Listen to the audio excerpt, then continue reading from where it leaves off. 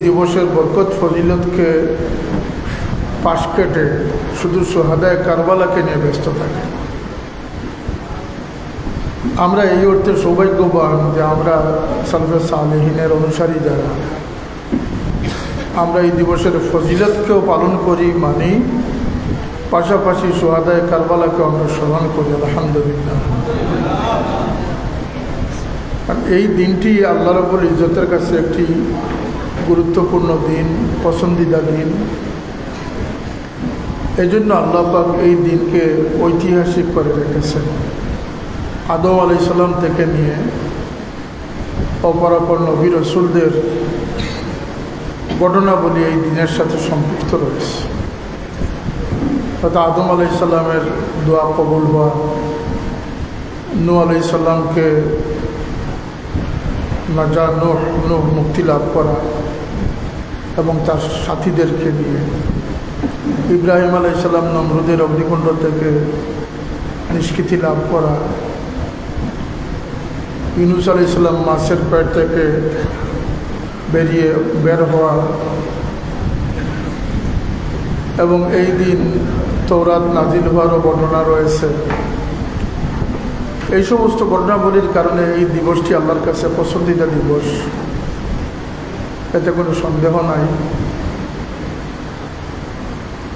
আর এই দিনেই ইসলামের ইতিহাসে প্রায় 1400 বছর আগে এই দিনেই কারবালার সেই মর্মান্তিক ঘটনা, নওয়াসায়ে রসুল ইমামুল হামাম হযরত হুসাইন রাদিয়াল্লাহু তাআলা আনহু ইয়াজিদ বাহিনীর হাতে তার পরিবারভুক্ত প্রায় 17 জন এবং তার সঙ্গী 72 জনকে নিয়ে তিনি শাহাদাত বরণ করেছেন। আমরা আগামীকালকে আশুরা পালন করব। আশুরার যে ফজাইল রয়েছে সেটির প্রতি আমরা লক্ষ্য রাখব। হাদিস শরীফে এসেছে আল্লাহ নবী সাল্লাল্লাহু আলাইহি ওয়াসাল্লাম আশুরা সম্পর্কে গুরুত্ব আরোপ করেছেন যে এই আশুরার তারিখে যে রোজা পালন করবে কান্নামা সামা কুল্লাদ্দাহ, কোনো বর্ণনা এসে সারা বৎসর রোজা রাখার সওয়াব লাভ। আবার কোনো কোনো বর্ণনায় এক যুগের কথা উল্লেখ রয়েছে। এই রোজাটির আগে বা পিছনে একটি রোজা লাগিয়ে রাখা। আমাদের সমাজে শবে বরাতের রোজাতেও 2 রোজা রাখার চেষ্টা করেন, বা আরও বিভিন্ন দিবস পালনে যে রোজাগুলো রয়েছে সেখানে 2টি রোজা রাখার অনেকে চেষ্টা করেন। কোনো নফিলের মধ্যে 2 রোজার কোনো সিস্টেম নাই। আর রোজা আপনি সারা বছর রাখেন তাতে তো কোনো অসুবিধা নাই। আইয়ামে বীজের রোজা রাখেন, সোমবার দিন বৃহস্পতিবার দিন রোজা রাখেন, সেটা তো ভিন্ন কথা। আর আশুরা একমাত্র রোজা যেটির আগে বা পরে একটি রোজা লাগিয়ে রাখার জন্য আল্লাহর হাবিব সাল্লাল্লাহু আলাইহি ওয়াসাল্লাম নির্দেশনা দান করেছে। তবে যদি কোনো মানুষ একান্ত অপারগ হয়, সে শুধু আশুরার তারিখে রোজা রাখলে তার আশুরার ফজিলত হয়ে যায়। সুবহানাল্লাহ। এই রমজান পালন এবং এই দিন ভুখা মানুষকে খাবার দান করা, হাদিস শরীফে উল্লেখ রয়েছে যে মানুষ কোনো ভুখা মানুষকে খাবার দিবে, আল্লাহ পাক তার রিজিকের কুশাদা বন্দোবস্ত করে দিবে। যে নাঙ্গা বা কাপড়বিহীন মানুষকে কাপড় পরাবে, আল্লাহ তার জন্য উত্তম পোশাকের বন্দোবস্ত করে দেবে। যে এতিমের মাথায় হাত বুলাবে, যে মানুষকে খাদ্য দান করবে, সাহায্য করবে এবং যে গোসল করবে, এই ধরনের হাদিসে উল্লেখ রয়েছে। এগুলো ফজিলতপূর্ণ বিষয়, এগুলো থেকে যেন আমরা মহরুম না হই। পাশাপাশি আমাদের ইমানি চেতনা, আমাদের ভালোবাসার ইজহার হবে। শুহাদায়ে কারবালা, বিশেষ করে আল্লাহর হাবিব সাল্লাল্লাহু আলাইহি ওয়াসাল্লামের নওয়াসা দৌহিত্র জান্নাতি নওজওয়ানদের সর্দারদের একজন সাইয়েদনা আলী রাদিয়াল্লাহু তাআলা আনহুর শাহজাদা হযরত খাতুনে জান্নাত হযরত ফাতিমা রাদিয়াল্লাহু তাআলা আনহার লখতে জিগর, যে হুসাইন সম্পর্কে আল্লাহ নবী বলেছেন যে তারা আমার চোখ ঠান্ডা করে।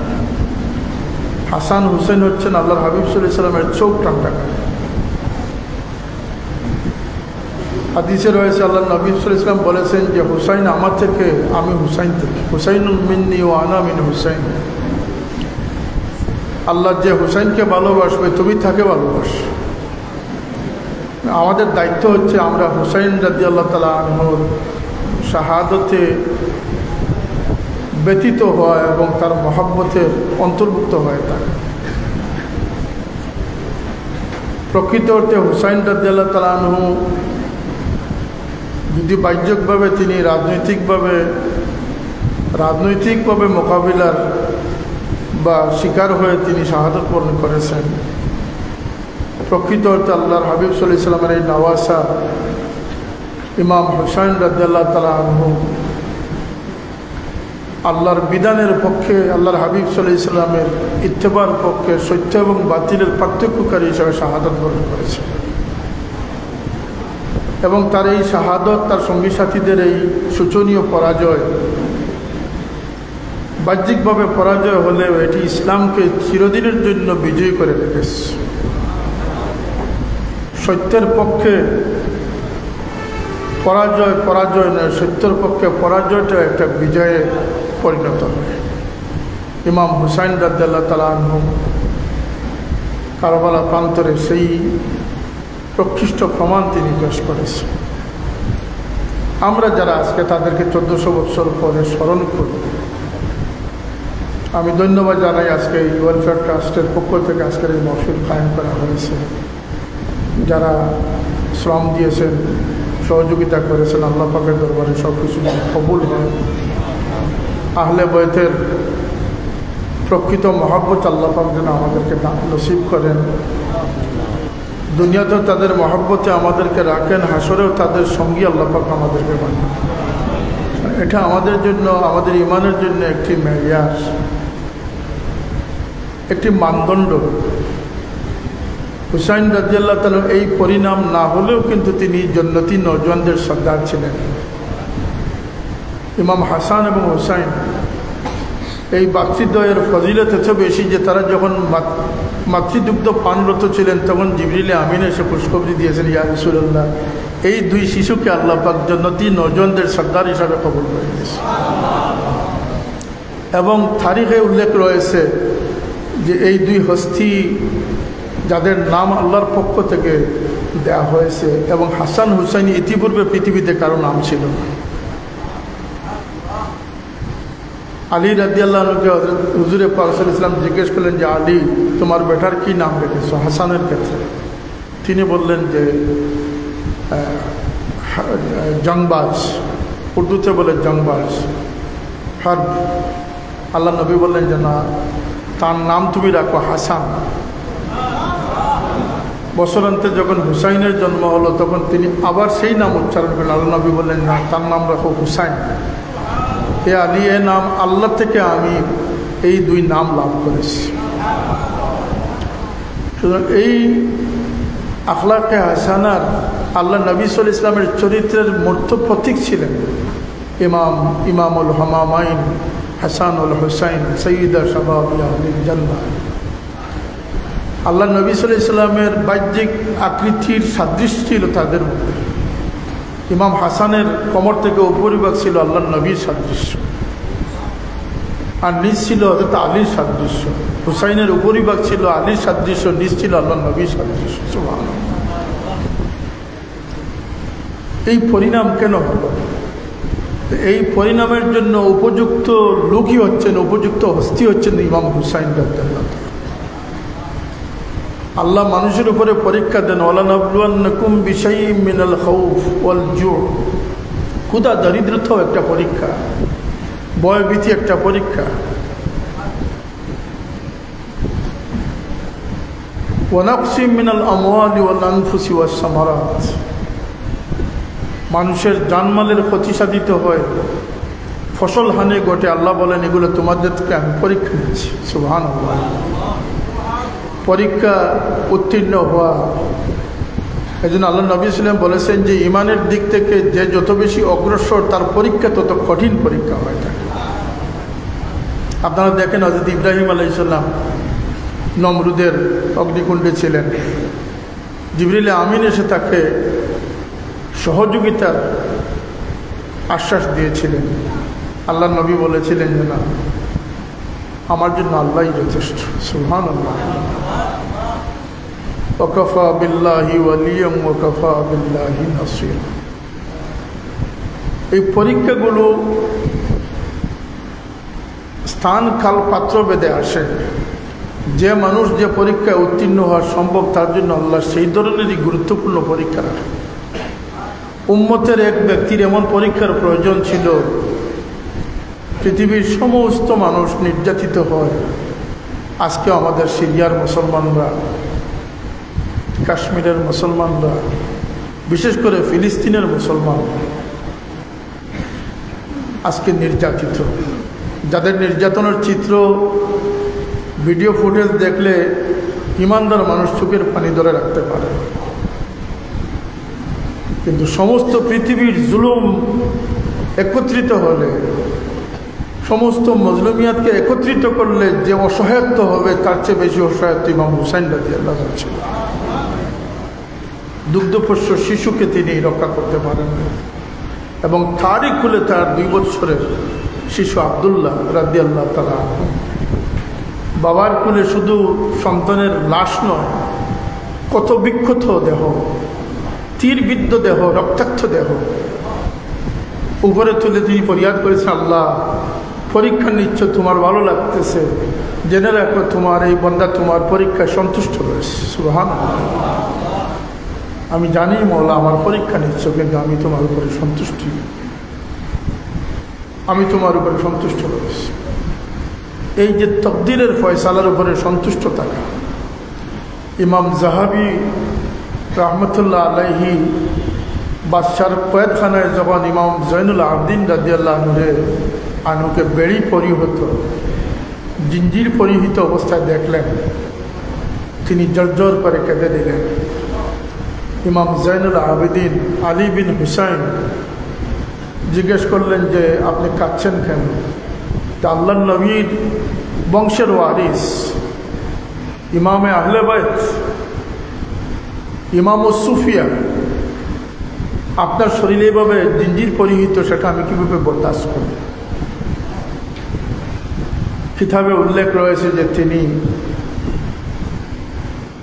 তার মাবুদের দিকে মোতাওয়াজ্জা হলেন এবং তার শরীর থেকে সমস্ত জিঞ্জির জ্বরে পড়ে গেল। তিনি বললেন যে হে ইমাম জাহাবি, আমি যদি চাই তাহলে এই বন্দিখানা থেকে আমাকে মুক্ত করতে পারব, কিন্তু আমি বলি পরে আছি আমার মালিকের ফয়সালাকে মাথা পেতে নেওয়ার জন্য, ফয়সালার উপরে সন্তুষ্টি প্রকাশের জন্য। সুবহানাল্লাহ। যখন কোনো বিপদ আসে তখন মানুষ তার তকদিরের, এখানে তকদিরের একটি পরীক্ষা ঘটে যায়। ক্ষুধা, দারিদ্রতা, ভয়, ভীতি, এগুলা পরীক্ষার একটি অংশ। ইমাম হুসাইন রাদিয়াল্লাহু তাআলা আনহু কেউ জানতেন যে তিনি শাহাদাতের অঙ্গীয় সুদা পান করবেন, কারণ হযরত আলী রাদিয়াল্লাহু তাআলা আনহু এই কুফার, এই কারবালা অতিক্রমকালে তিনি বলেছিলেন, ইসবির ইয়া আব্দুল্লাহ। সঙ্গীরা জিজ্ঞেস করেছিলেন যে আমিরুল মুমিনিন কাকে সবর করতে বলতেছেন? আমার বেটা হুসাইনকে সবর করতে বললাম। হযরত ফাতেমা জানতেন যে আমার এই সন্তান দিনের জন্য কুরবানি দিতে হবে। আল্লাহ নবী সাল্লাল্লাহু আলাইহি ওয়াসাল্লাম এটা ইঙ্গিত করে গেছেন। কোনোদিন বলেন নাই যে আব্বা আমার সন্তানের বিপদ মুক্তির জন্য দোয়া করেন। তিনি জানেন যে আল্লাহ তার সন্তানকে এই কুরবানির জন্য মন্তখব করে রেখেছেন, সিলেক্ট করে রেখেছেন। এই জন্য তাদের কোনো দুঃখ নেই।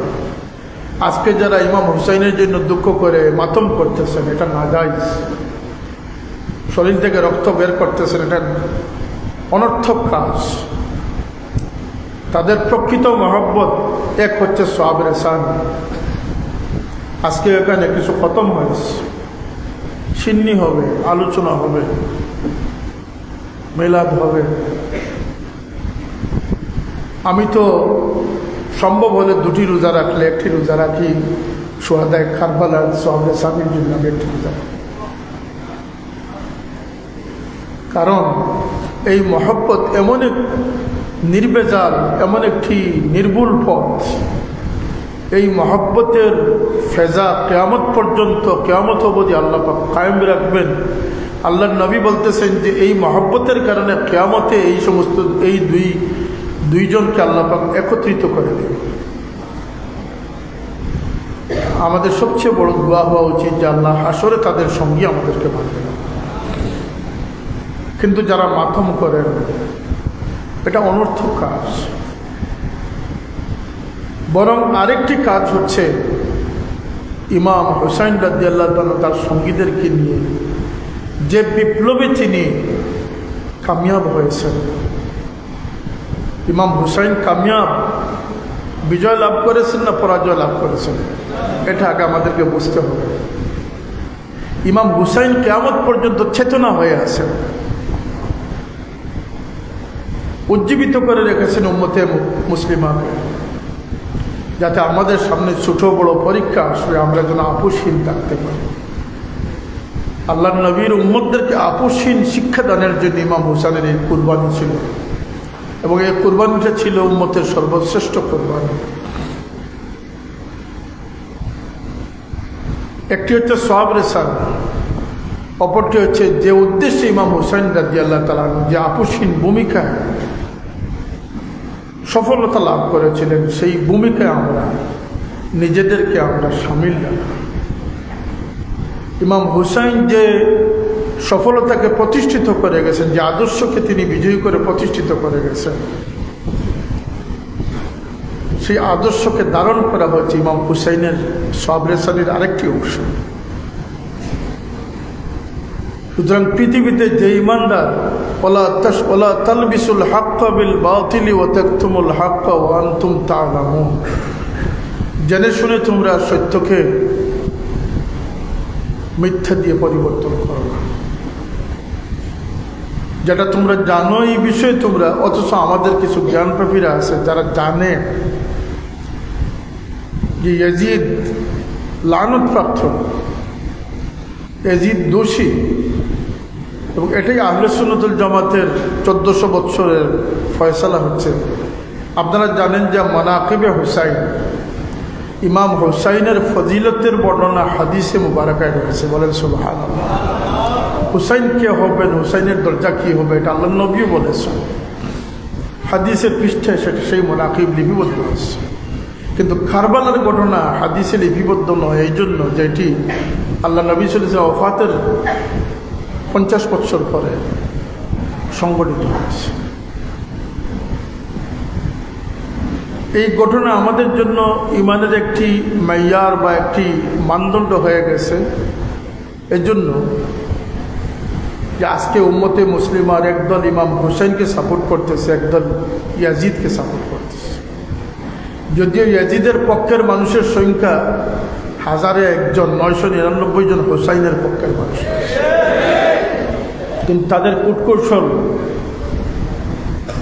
নিয়ে তারা মাঠে রয়েছে। ওয়ালা তালবিসুল হাক্কা বিল বাতিলি ওয়া তাকতুমুল হাক্কা ওয়া আনতুম তা'লামুন। তারা সিরাতের কিতাব জানে, তারা মোল্লা আলী কারি রহমতুল্লাহ আলীর কিতাব পড়েছে, সানাউল্লাহ পানিপতি রহমতুল্লাহ আলীর কিতাব পড়েছে, মাজাহিবে আরবার ফয়সালা তাদের জানা আছে, ইমাম আইম্মাদের উক্তি বিবৃতি তাদের জানা আছে, তারিখগুলোর পৃষ্ঠা তাদের জানা আছে। কিন্তু তারা এমন জ্ঞান পাপী, জেনে শুনে তারা তাদের মুখের জোর দ্বারা তারা চাইতেছে যে ইয়াজিদকে প্রতিষ্ঠিত করে হুসাইনকে আমাদের অন্তর থেকে মুছে ফেলার চেষ্টা করছে। আমরা এই অর্থে সৌভাগ্যবান যে আমরা কোনো চাপাবাজিকে গুরুত্ব দিচ্ছি না। আমরা আমাদের সলফে সালেহিন, আমাদের পূর্বসূরীদের মত পথের উপরে আল্লাহ পাক আমাদেরকে রেখেছেন, মৃত্যু পর্যন্ত যেন আল্লাহ সেটার উপরে আমাদেরকে বাকি রাখেন। আর হুসাইন রাদিয়াল্লাহু তাআলা আনহু যে চক্রান্তের শিকার হয়েছেন, যার দুশানলে তিনি শাহাদত বরণ করেছেন, সেই ক্ষমতালোভী ইয়াজিদ, সেই ইয়াজিদের কারনামা, তার যদি সেই ইতিহাস আমরা দেখি যে কেবল ইমাম হুসাইন রাদিয়াল্লাহু আনহু সপরিবারে সঙ্গী সাথী সহ শাহাদতের নেককারজনক ঘটনার নায়কও এজিদ নয়। এজিদ ওই ব্যক্তি যে তার সৈন্যবাহিনীকে, তার সেনাপতিকে নির্দেশ দিয়েছিল যে মদিনায় তোমরা আক্রমণ করো, মদিনা 3 দিন 3 রাতের জন্য মদিনা তোমাদের জন্য হালাল করে দিলাম। এবং ইতিহাস উল্লেখিত রয়েছে প্রায় 700-র অধিক সাহাবায়ে কেরামকে এজিদ বাহিনী শহীদ করেছে। জলিল কদর সাহাবীকে এজিদ সৈনিকরা, এজিদের সৈন্যরা থাপ্পড় মারার মতো দুঃসাহস দেখিয়েছে।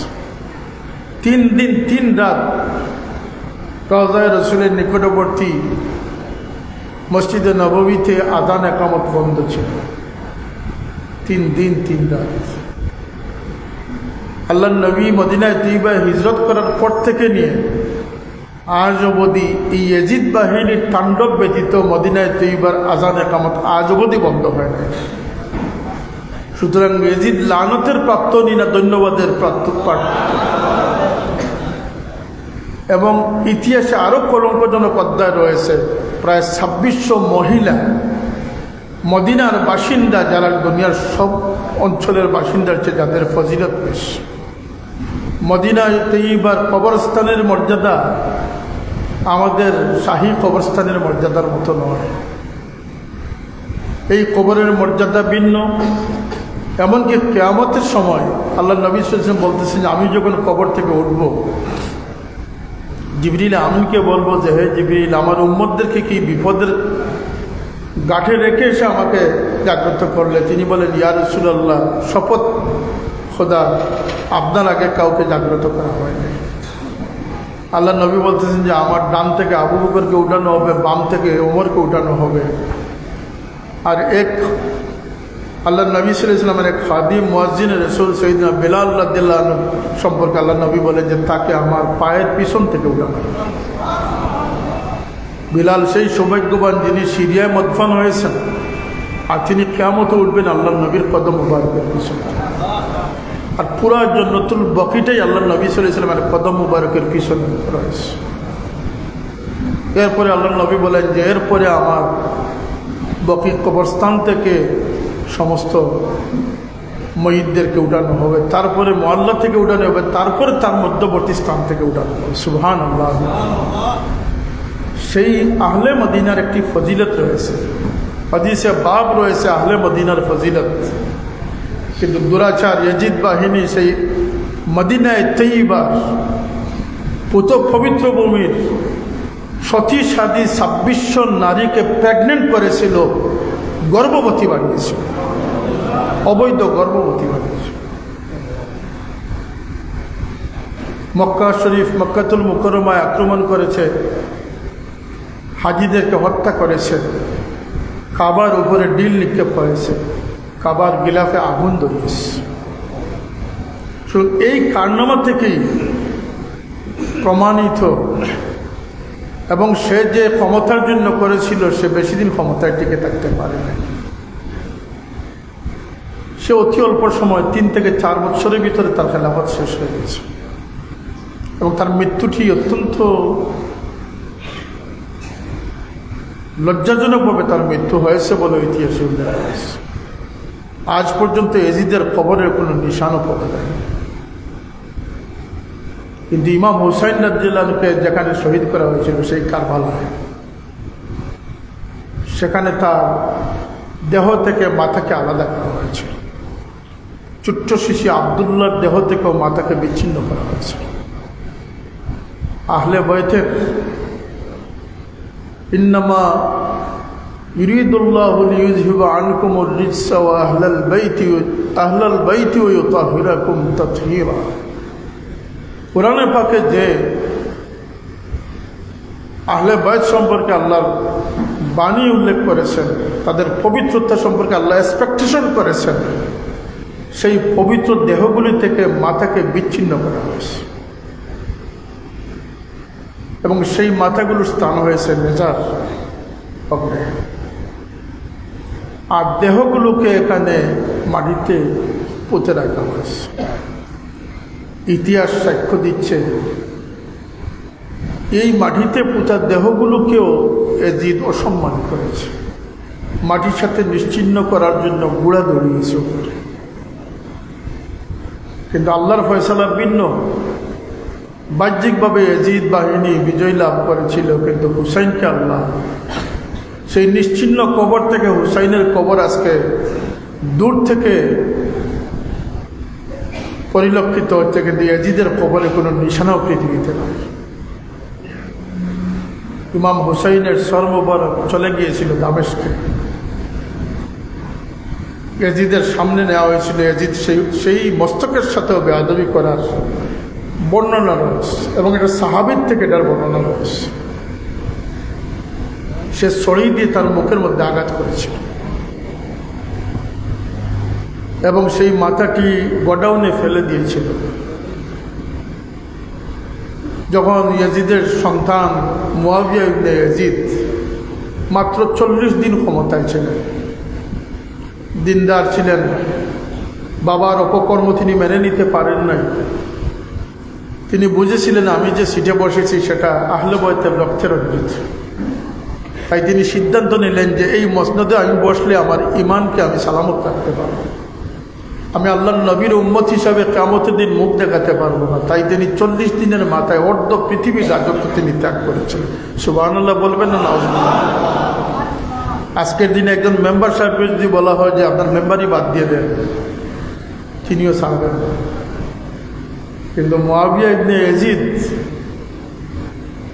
এজিদের বেটার মধ্যে এমন চেতনা ছিল যে তিনি 40 দিনের মাথায় তার বংশকে ডেকে তিনি ইস্তেফা দিচ্ছেন। আর তার এই সময়ে তিনি তার বাবার অপকর্ম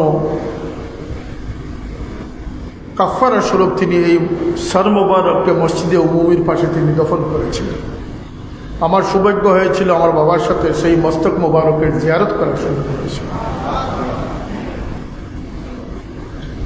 সুতরাং যারা আমাদেরকে ইয়াজিদের পক্ষে নেওয়া অপকৌশল অপচেষ্টা করতেছে, তাদের থেকে বাঁচাটাও আজকের দিনে আলোচনার আমাদের একটি মুখ্য বিষয়। মনে করি জাতিকে বিভ্রান্ত করা হচ্ছে, বিভেদ সৃষ্টি করা হচ্ছে, ইয়াজিদের নামে মসজিদের নামকরণ করা হচ্ছে। ইয়াজিদের নামে 1350 বছর পর্যন্ত কোনো নামকরণ হয় না। কোনো বাবা তার সন্তানের নাম যেমন মির্জাফর রাখতে চায় না, তেমন ইয়াজিদ রাখতে চায় না। এই কিছু নাম আছে যেগুলোর সাথে কলঙ্ক লেপন হয়ে গেছে, কলঙ্কিত হয়ে গেছে না।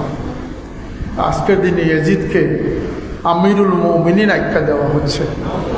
তার নামের সাথে রাদিয়াল্লাহু আনহু 1300-1350 বছরের ইতিহাসে এটার কোনো অবস্থান খুঁজে পাবেন না।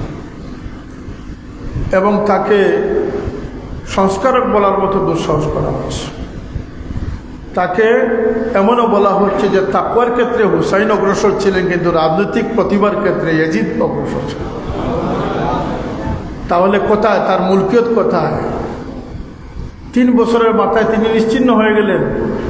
তার বিচক্ষণতা কতটুকু রয়েছে? তিনি সবচেয়ে বড় অপরিণামদর্শী কাজ করেছেন, আল্লাহর নবীর বংশকে তিনি নিপাত করেছেন। এবং সাইয়্যিদা জাইনাব রাদিয়াল্লাহু তাআলা আনহার বিচক্ষণতা এবং সাহসের কারণে ইমাম জয়নুল আবদিন বেঁচেছিলেন, না হয় সেই অসুস্থ বালককেও তারা হত্যা করার চেষ্টা করেছে। আর সুকাইনার কথা তো ইতিহাসে